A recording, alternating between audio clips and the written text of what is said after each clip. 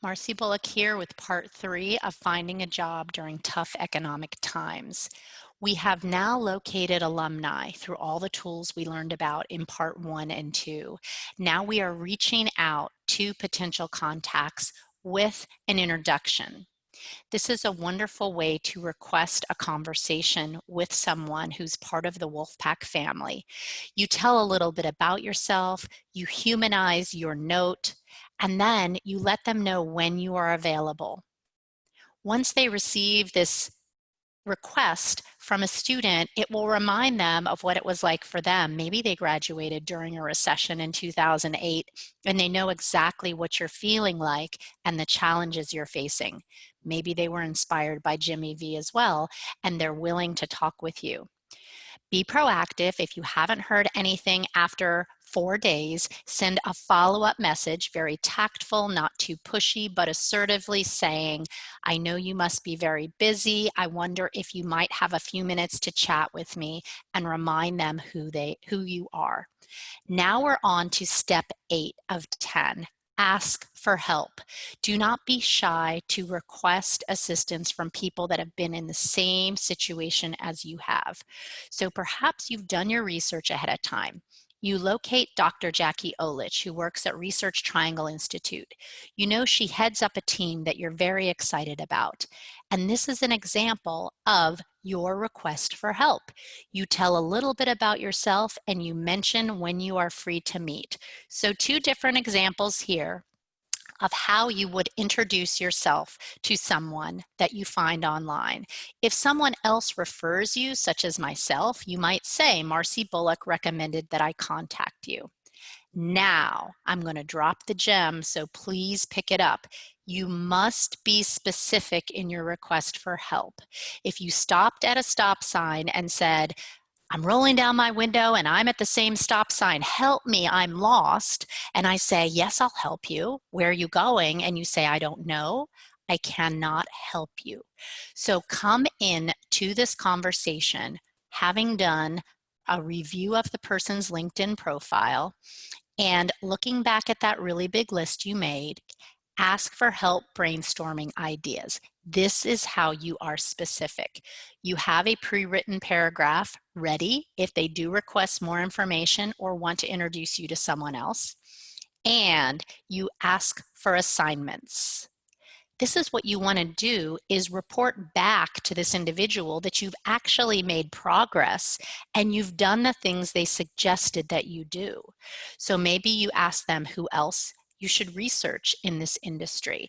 Maybe you're looking into biotechnology and you've found Biogen and they suggest that you also contact GlaxoSmithKline, whatever the case might be. They give you maybe people to contact as well as resources to follow up on.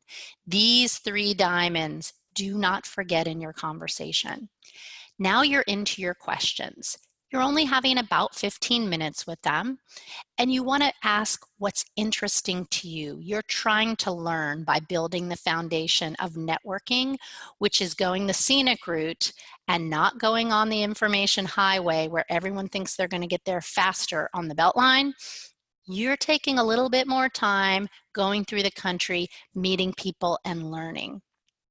And with every conversation, I would end with question number 13. Who else do you suggest I talk to about my transition to the professional world? Because then you can say, Jackie Olich recommended I talk to you when you reach out to the next person. And that gives you a little bit of an endorsement from someone that they trust. You are in charge of the interview here. You are interviewing a professional. But here's what often happens. They flip the script. And this is perfect. Once they have answered your questions and then they say, well, tell me a little bit again about that work you did last summer at that nonprofit, jump in to the interview mode, promoting yourself. Talk about yourself. No one else is going to toot your horn unless you do it. Maybe they say something like, well, my colleague's going on maternity leave in 3 months. Please contact me at that time. Now you've moved in to the short stack. You're in that stack of people that have a human connection with the hiring manager. You're just not a resume in cyberspace. So think about these informational interviews as a wonderful way to learn all of these things. For example, what do you like most and least about your present job? It's definitely going to help you prepare, but ideally, it flips the script and turns into you talking about yourself. Wait for that invitation. And after you've done your informational interviews, you've just taken 15 minutes of a very busy person's time who's more than willing to talk to you. And oftentimes, our Wolfpack family is closer than ever because we have amazing school spirit. Show your gratitude early, immediately after you talk with them with a thank you letter, maybe in the mail that you've printed up on a nice piece of stationery, and often means that you're following up with them to report on the things that you've said you would do, and then maybe asking their opinion on the next thing to do. Gratitude is so important.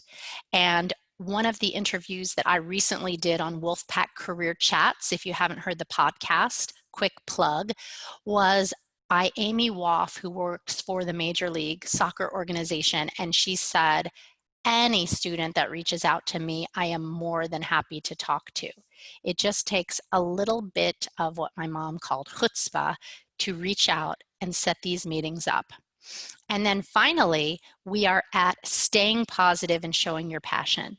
It is very easy to get dragged down in the negativity of what's being shared in the media, of people losing jobs, of the fact that you have been hit during your college career with a very tough deck that has been dealt to you.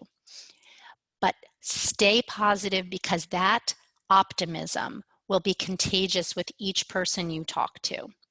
And show that you're really excited about the next step, because that enthusiasm is also something that the hiring managers will latch right onto.